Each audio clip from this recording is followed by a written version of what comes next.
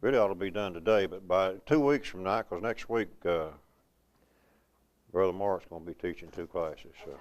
And then in Genesis 12, Yeah. 1 through 3. Okay, and it will be due 2 weeks from now. Yeah.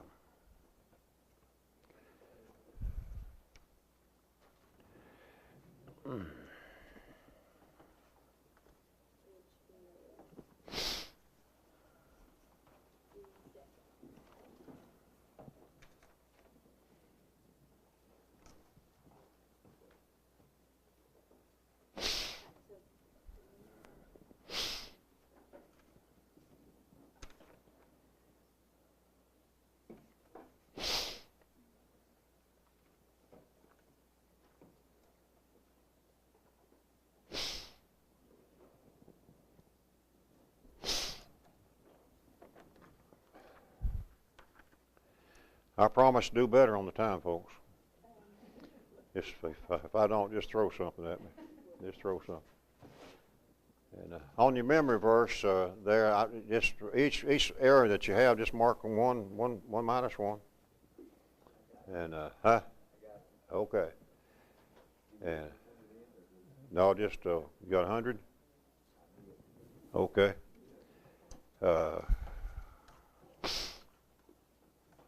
Back several years ago, I was teaching classes in Ukraine in the school of preaching over there, and we had classes 5 days a week, about 5 to 6 hours a day.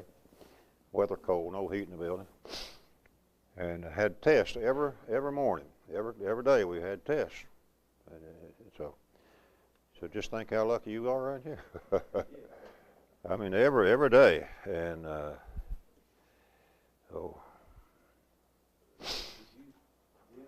Say that next memory verse was Genesis 12, verses 1 through 3. 1 through 3, right?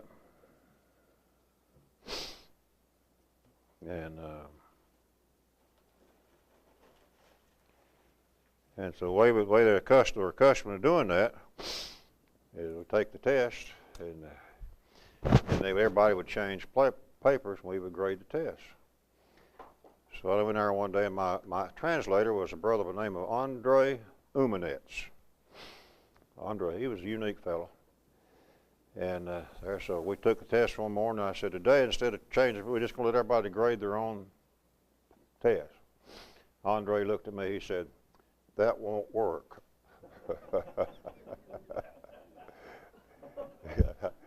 I looked, I said, it'll work. He said, that won't work.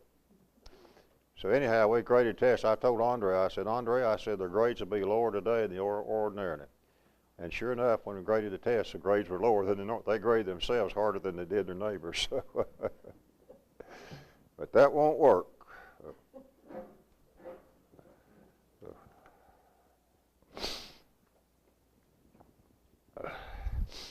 So on your memory verses there, we'll try to do 12, 1 through 3 next class period, which is 2 weeks. I think you can get that. It's just one basic thought through there. If you look at it as a thought and a process, as a conversation rather than trying just to remember words, it comes out a little easier that way and everything. So you can do that anytime between now and then if you want to. It's all right with me. One other thing I do want you to kind of, Beth asked about final test and one thing. One other thing about Genesis I'd like you to be thinking about and working on. That's the general structure of the book. Our basic purpose in this class is to have an introduction to the book of Genesis where we become familiar with it and at least have some materials on hand that, that's hopefully usable in the days ahead if you have opportunity as such. But the general structure of the book is really rather simple there. And like we said at the beginning of the class, first 2 chapters talks about the creation of the world. Chapter 3 talks about the fall of men, and you got 4 and 5. You're talking about 2 lines of Adam's descendants there. In chapter 6 through 9, you got the history of the flood. And then, of course, after that, you have the dividing of the nations through the sons of Noah, chapters 10 and 11. So he's got a lot of words in there, but that's basically just divided the nation between the sons of Noah, Shem, Ham, and Japheth. And then after that, beginning chapter 12, you have the history of Abraham, and go up to about chapter 25 part through, you come turn to introduce to Isaac, the history of Isaac. And then Isaac's history is there up about chapter right through 26. And then through 27 through 37, well, through 27 basically there is the history of Jacob. And after 37 too, you have the history of Joseph. So you got the creation, the fall, and Adam's descendants, history of the flood, dividing the nations, Abraham, Isaac, Jacob, and Joseph. And so kind of put that back in your mind somewhere, and it may be useful later on down the line. Where are we? Chapter 18?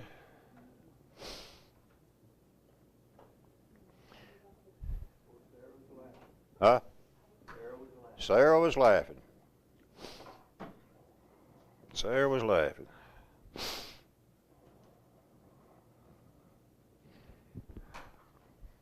And so she heard that. Said, anyway, at the point in time, Sarah was going to have a son. Going to call his name what?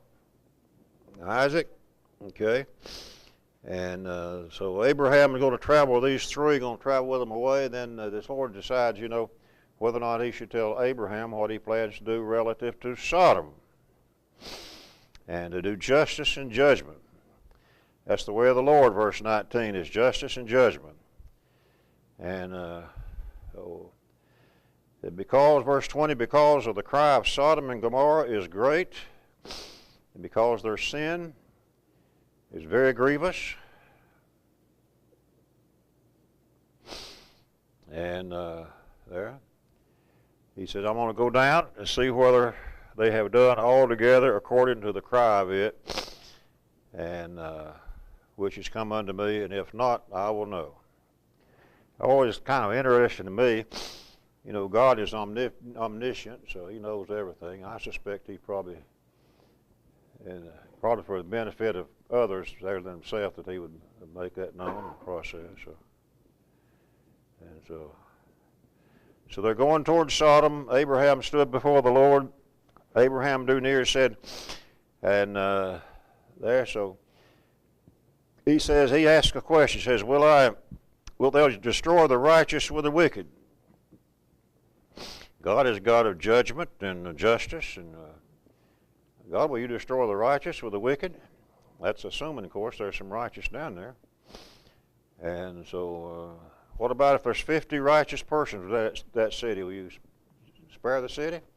What the Lord say? Yeah. Abraham bold says, what about if there's 45? Will you spare the city? Yeah. What about 40? Spare the city? Yeah. 30? Yeah.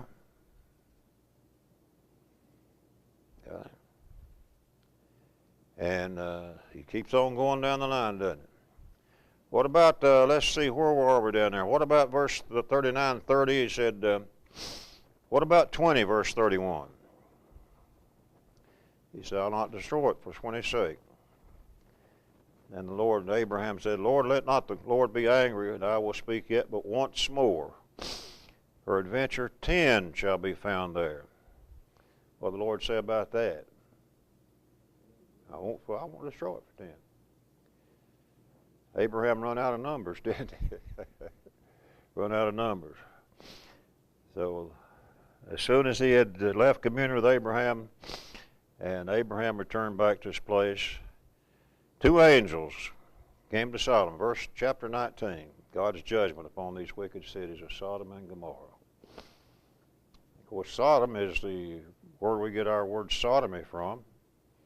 That gives an explicit concept definition of what kind of city and what kind of people there were in that city, not just one or two, but I mean citywide. And so it's just unbelievable, if you will, in the process. So Lot entertains two angels in his home, what he does here. And two angels. Lot sat in the gate of Sodom. Do what? It was. Also, it's a place where people come usually for judgments and things, you know, buy and sell, all that sort of thing. In other words, Lot appeared to be rather involved with the affairs of that city, didn't he? That's what it looks like. That's what it looks like. So Lot saw him coming. He rose up to meet him, bowed himself down, and he said, "Behold, now my lords, turn in, I pray you." And we don't know just exactly how he recognized or what process he reckoned. But turn in, I pray you, to thy servant's house and tarry all night. I want you to come home with me and spend the night with me. Okay? Wash your feet, rise up early, and go on your ways. What did the two angels say? Nope. Said, we'll just stay in the street all night. So that doesn't sound too good, does it? And so Lot pressed upon them greatly. They turned into him and entered into his house, and so he made them a feast and baked leavened bread, and they did eat. And so they went into the house, and Lot prepared a really nice meal for them and everything else. So I guess Mrs. Lot did, and baked leavened bread and eat. But before they lay down, before they went to bed, the men of the city, even the men of Sodom, compassed the house round, both young, old, and young, all the people from every quarter. So the picture is this. Lot sees these two men coming. He extends his hospitality unto them, persuades them to come in to his house to eat and spend the night. Before they get into bed that night, his house is surrounded. It's surrounded by the people of the town as such. And what these people want is something almost unbelievable. It said there, verse 5, they called unto Lot and said, "Where are the men which came into thee this night? Bring them out unto us that we may know them." A lot of people ask, what does it mean to know them? They want to get acquainted with them. Is that it? Say hello? No, they're wanting to really. It's unbelievable. They're wanting to. That's a good way of putting it. That's a good way of putting it. That's a good way of putting it.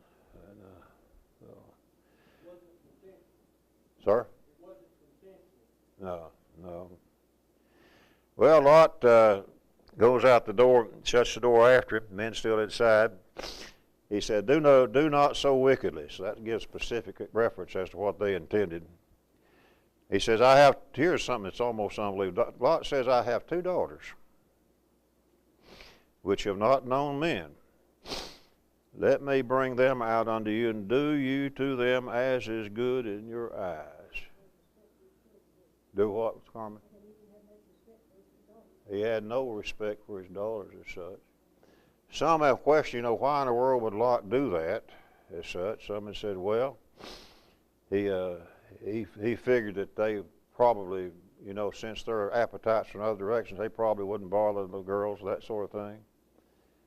But I have to look at something just kind of late face value, what it says. And it seemed like Lot did that, which is not a good thing to do as such. And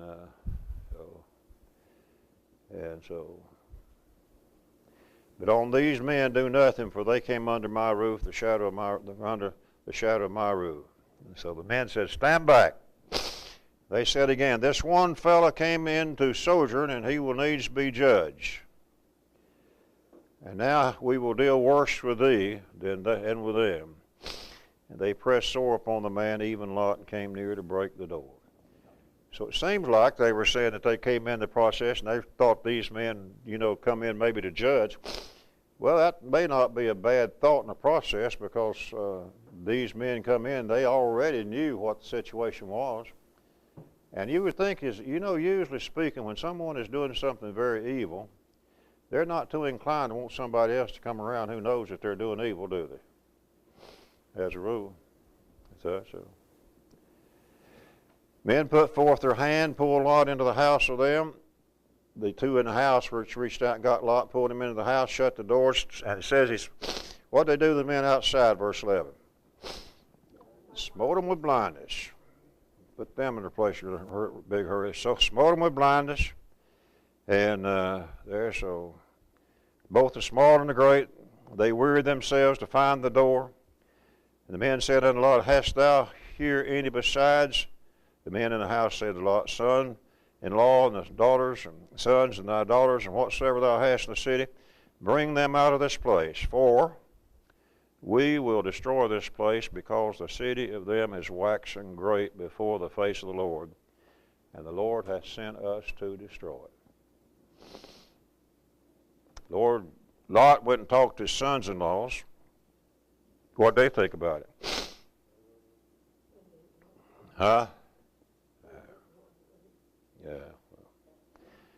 Said, yeah, no. Nothing like that's going to happen, I guess, if you will. They seemed as one that mocked done to his son, so his sons-in-laws. In the morning, angels hastened Lot, saying, Arise, take thy wife and thy 2 daughters, and which are here, and lest thou be consumed in the iniquity of the city. And so while he lingered, the men laid hold on his hand, upon the hand of his wife, and upon the hand of his 2 daughters, the Lord being merciful unto them, and they brought him forth and set them without the city. And I was thinking the other day, that's dangerous when I get to thinking, Michael.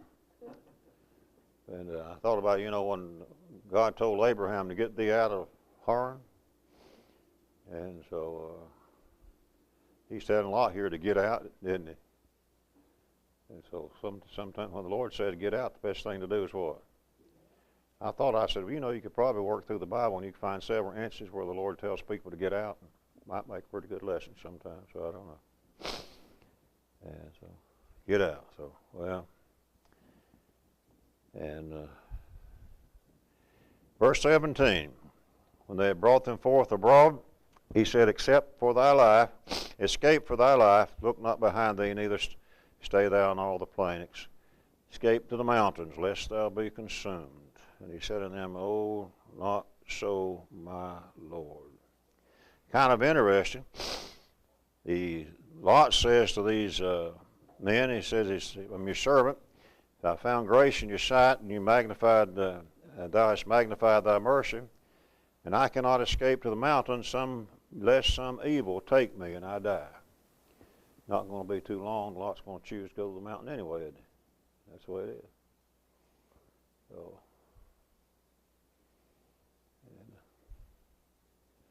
what happened to Mrs. Lot? She looked back and turned into what? So, and cities near these, Lot wanted to go down to a nearby city there, and so they said, go on, and I've accepted thee concerning this. I'll not overthrow that city. And so he entered into Sodom. The Lord rains upon Sodom and Gomorrah brimstone and fire from the Lord out of heaven. Overthrew those cities and slain all the inhabitants there which grew therein. But his wife, verse 26, looked back from behind him and became a pillar of salt.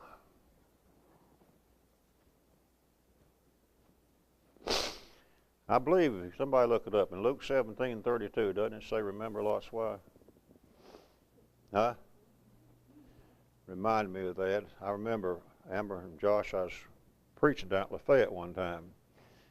They have on the back of the auditorium on the wall up there, I did at that time, Luke 17:32.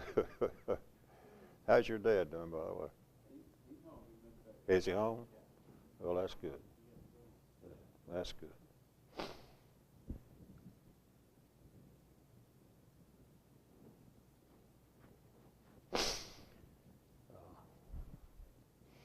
I guess that message was for those in the audience there because the clock was on the back of the wall back there.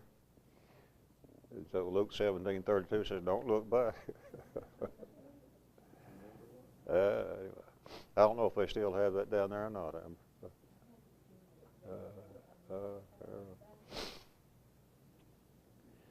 Well, verse 27 talks about the fact that Abram sees what's going on. Look toward Sodom and Gomorrah. all the land of the plain, lo, the smoke of the country went up as the smoke of a furnace. And came to pass, and God destroyed the cities of Sodom and the cities of the plain, and God remembered Abraham and sent Lot out of the midst of the overthrow when he overthrew the cities in which Lot dwelt. And so, brimstone and fire. What in Revelation where it talks about the unfaithful, be cast in the lake of fire? I don't want to go there, brethren. I just don't want to go there. So Lot goes out of Zoar and dwelt where then? Verse 30. In the mountain. 2 daughters with him, for he feared to dwell in Zoar. And he dwelt in a cave, he and his 2 daughters as such. So he thought it was dangerous not to leave the plane. He left the plane. He saw what happened there. He says, I need to go on and move somewhere else, if you will. And so, verse 29 begins really as kind of a sad situation with Lot, his daughters, and so they moved up into a cave in the mountains there, and he had his 2 daughters with him. His wife is now gone. First said to the younger, our father is old, there's not a man in the earth to come in unto us after the manner of all the earth. Come, let us make our father drink wine, and we'll lie with him, that we may preserve seed of our father. And so they made their father drunk, and they did lie with him, and as such. Both of them did, one after the other, one night after the next, as such. And so it's really a sad, such a fellow as Lot and what have you, and have something like that. So more liquor's probably destroyed more lives in more ways than anything you can think of. And said, made their father drink wine. Well, I don't know. How do you make your father drink wine? Huh? Here. What, man? Yeah. I guess he may have been grieving for his wife or something like that, just through an encouragement thing. But both daughters were with child of their father, the firstborn of that union. Called his name, verse 37, Moab, the same as the father of the Moabites unto this day. So when we read about the Moabites and the Ammonites, you're talking about the children which came from Lot by his daughters, his son. Younger bare a son, called his name Ben-Ammi, the same as the father of the children of Ammon unto this day. So that accounts for the origin of the tribes of Moab, of the people of Moab, Moabites, and Ammonites as such, if you will. And Moabites, you remember one thing about the Moabites, and the Ammonites too for that matter, when the Israelites were in the wilderness and they started try to go up through the land of Moab there, they didn't let him go, did they? They didn't want him to go. And so they were not friendly toward the Israelites at all. Chapter 20, Abraham goes on a journey again toward the south, and dwelled between Kadesh and Shur, and sojourned in Gerar. You're talking about the southern part of Palestine. Abram said to Sarah, his wife, she is my sister. And Abimelech, king of Gerar, sent and took Sarah. Wow. Abraham, you ought to know better than that by now. God came to Abimelech in a dream by night and said to him, behold, thou art a dead man for the woman which thou hast taken, for she is a man's wife. We put that into practice in our day and age, there'd be a lot going on, wouldn't there? Tell you what. And Abimelech had not come near her. He said, Lord, wilt thou slay also a righteous nation? Said he not unto me, she is my sister, and even she herself said, he is my brother. And so in the integrity of my heart and innocency of my hands have I done this. So Abimelech pleads innocence because he was lied to, and as such. And so the Lord's response was, and God says, I know you did this in the integrity of your heart, and I also withheld from thee from sinning against me. Therefore suffered I thee not to touch her. Now therefore restore the man his wife. For he is a what? He's a prophet. Abraham's identified as a prophet. He shall pray for thee, and thou shalt live. And if thou restore her not, thou shalt surely what? Die, all that is thine. That's good encouragement. So Abimelech rose up in the morning, called his servants, told all these things in their ears. The men were sore afraid, greatly afraid. Abimelech called Abraham, said unto him, verse 9, What hast thou done unto us? What have I done unto us? What have I offended thee, that thou hast brought on me and on my kingdom a great sin? Thou hast done deeds unto me that ought not to be done. Good statement? That's a fact. Ought not be done. Well, Abraham's response in verse 11, it says, I thought surely the fear of God is not in this place, and they will slay thee for my wife's sake. Now remember, Sarah's getting on up being years now, but she's still a fair lady, I guess. Yet indeed she is my sister, verse 12. Daughter of my father, but not the daughter of my mother. She became my wife. But that's not the representation that Abraham made with Abimelech. He left the impression that she was his sister, period, and not his wife. That's what it is. So when God calls me to wander from my father's house, that I said unto her, This is the kindness which thou shalt show unto me, and every place whither we shall come, say unto me, He is my brother. Every place where we go, Sarah, you just say, He's my brother. Verse 14 talks about Abimelech's response. He took sheep, oxen, men servants, women servants, gave them to Abraham, restored him Sarah his wife. And Abimelech said, Behold, mine land is before thee. Verse 15, dwell where it pleaseth thee. So Abraham, all of my lands out here, you just pick out a place you dwell in where you want to dwell. It'll be all right. And so he tells Sarah, he says, I've given thy brother 1,000 pieces of silver, and behold, he is to thee a covering of the eyes unto all that are with thee, and with all other. Thus she was reproved. This idea of being covering of the eyes, what do you think that has idea? I'm asking you first. I ask you first, okay? And verse 16, he is to thee a covering of the eyes unto all that are with thee, and with all other. Thus she was reproved. Thus she was reproved. Maybe, I say maybe, has to do with the idea that Abimelech says he is the one which has care over you, in charge of you, what have you. And so I don't know. I just really don't know. Well, Abraham prayed to God, and God healed Abimelech and his wife and his maidservant, and they bare children. For the Lord had closed up all the wombs of the household of Abimelech because of Sarah, Abraham's wife, if you will. So come down to chapter 21 in the process. We're talking about the birth of someone. Let's see how that goes now. And they visited Sarah. Sarah conceived, verse 2. Bare Abraham a son in his old age, and the name of his son that's born to him, whom Sarah bare to him, was what? Isaac. The 8th day, what did happen to Isaac? He was circumcised as God had commanded. How old was Abraham, verse 5? 100 years old. Oh boy. Let's get outside and play some ball, Isaac. Don't believe that's going to happen. But I don't know. How old was old Abraham when he died? How about 75? Does that sound about right? Huh?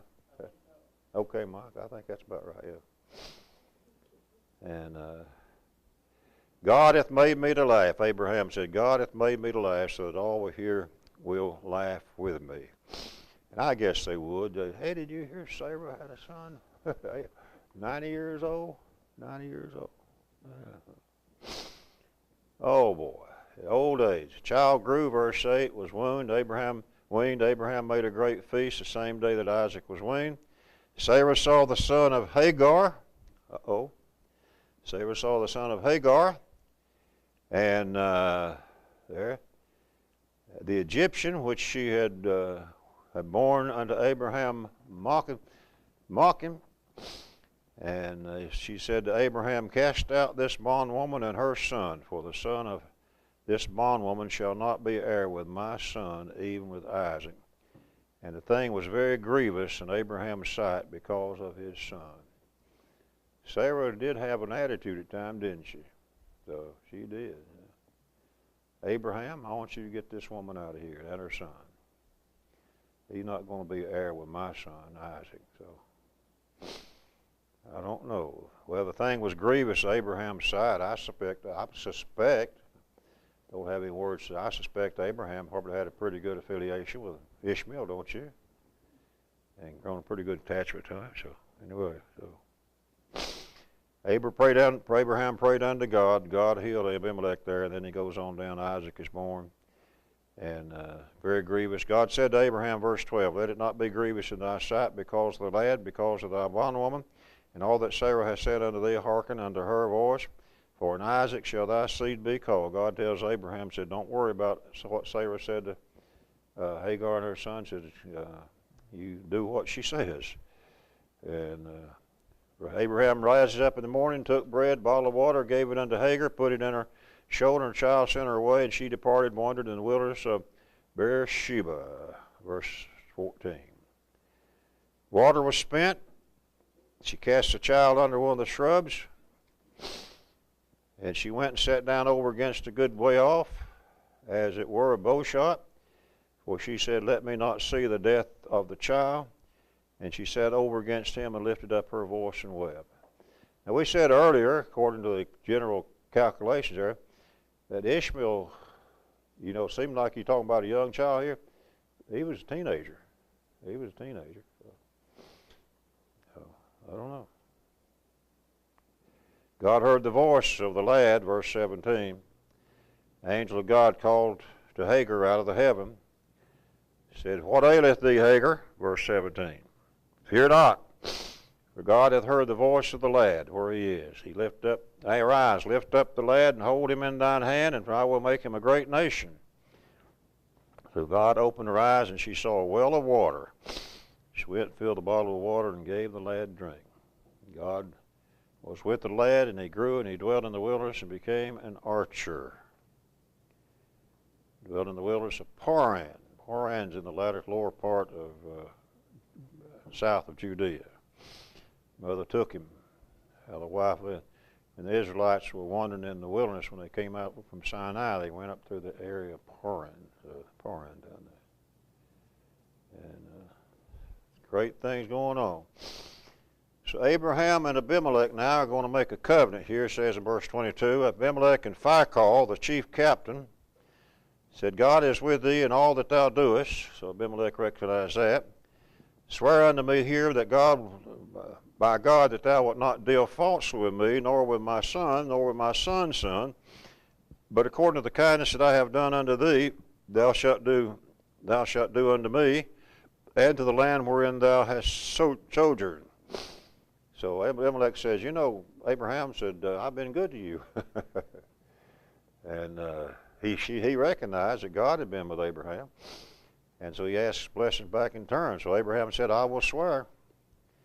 So Abraham reproved Abimelech because of a well of water, which Abimelech's servants had violently taken away.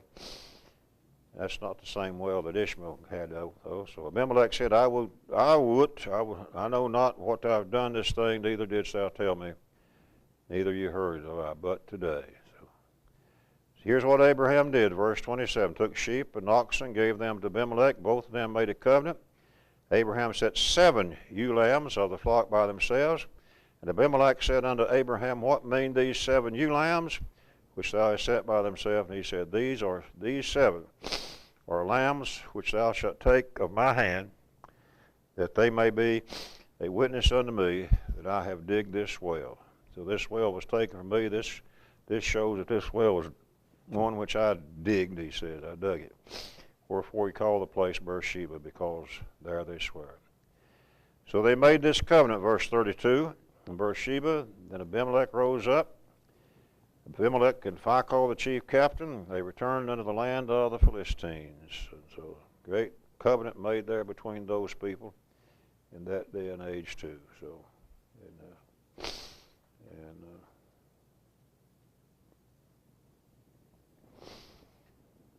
oh, 22. Isaac is offered up for a burnt offering. Let's see if we can get 22 in, maybe. Because I promised we'd stop early, Reggie. And God tempted Abraham, said to him, take here, behold, I am. See, God said, called him, he said, here I am. He said, take now thy son, verse 2, thine only son Isaac, whom thou lovest, get into the land of Moriah, offer him there for a burnt offering upon one of the mountains, which I will tell thee of. Abraham rose up early in the morning, saddled his ass, took two of his young men with him, and Isaac his son, clave the wood for the burnt offering, and rose up and went unto the place which God had told him. Abraham's always going where God tells him. I like that. Then on the third day, Abraham lifted up his eyes, saw a place far off. He said to his young men, bide here with ass, I and the lad will go yonder and worship and come to you again. So he took the wood of the burnt offering, laid it upon Isaac his son, took the fire in his hand and a knife, and they went both of them together. Then Isaac speaks, verse 7. Abraham, my father. And he said, here am I. And he said, behold the fire and the wood, but where's the lamb for the burnt offering? What's Abraham's response in verse 8? God will provide. God will provide.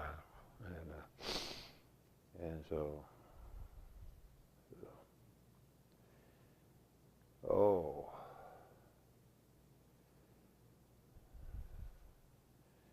Abraham said, God will provide a lamb for a burnt offering. So they went both of them together. They came to the place where God had told him of. Abraham built an altar there, laid the wood in order, bound Isaac his son, laid him on the altar upon the wood.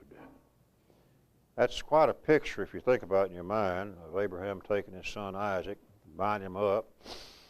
And do you suppose Abraham really had the intention of going ahead with that thing? He did. And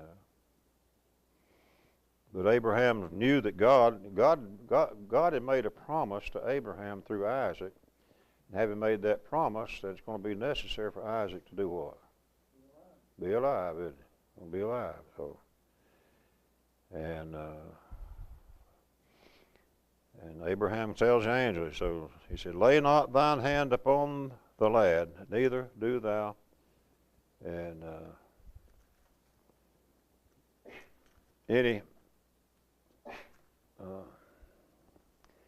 I love it when my pages stick together, don't you? Thing unto him, for I know that thou fearest God, seeing thou hast not withheld thy son, thine only son. That indeed was a great test, if you will. Why do you suppose Abraham needed to be tested by God like that? I'm just wondering. Just wondering. He knew Abraham. Abraham had showed some imperfections, especially when it come to representing Sarah around the neighborhood. And he looked, behold, he said, he's behind him, he saw a ram caught in a thicket, verse 13, so he offered him up for a burnt offering. And they called the name of that place Jehovah Jireh, as it is said this day, in the mount of the Lord thou had said. So my marginal reference says, that word says, the Lord will see or provide. The angel of the Lord said unto Abram out of heaven the second time, by myself have I sworn, saith the Lord, for because thou hast done this thing, hast not withheld thy son, thine only son, that in blessing I will bless thee, multiplying I will multiply thy seed as the stars of the heavens, and the sand upon which the seashore. Got stars in the seashore here, sand. So seed shall possess the gate of thine enemies. You'll be victorious. And in thy seed shall all nations of the earth be blessed, because thou hast obeyed my voice. Our blessings come from Abraham's obedience, doesn't it? Abraham returned to the young men, rose up, went together to Beersheba. Abraham dwelt at Beersheba. After that, it was told Abraham, behold, Milcah. And so here's Milcah. Who is Milcah? Yeah, that's Abraham's brother's wife and Nahor's wife. Milcah, she hath also borne children. So here's the genealogy of them. Huz and Buz. And Kemuel, the father of Aram, Chesed, Hazo, Pildash, Jidlaph, Bethuel. Bethuel begat Rebekah. These 8 Milcah did bear to Nahor, Abraham's brother. His concubines' name, who was Reuben, she bare also Teba, Gaham, Thahash, and Maacah. I quit, brother. How about you? Okay. We'll pick up 2 weeks from tonight, chapter 23. Sad day in Abraham's life. So, Abraham's life. In Hebrews 11:17 through 19, talks about that. Abraham, by faith, Abraham, when he was tried, offered Isaac. Yeah. Right. What's 17 through 19? Hebrews 11:17 through 19. Hebrews 11:17 through 19.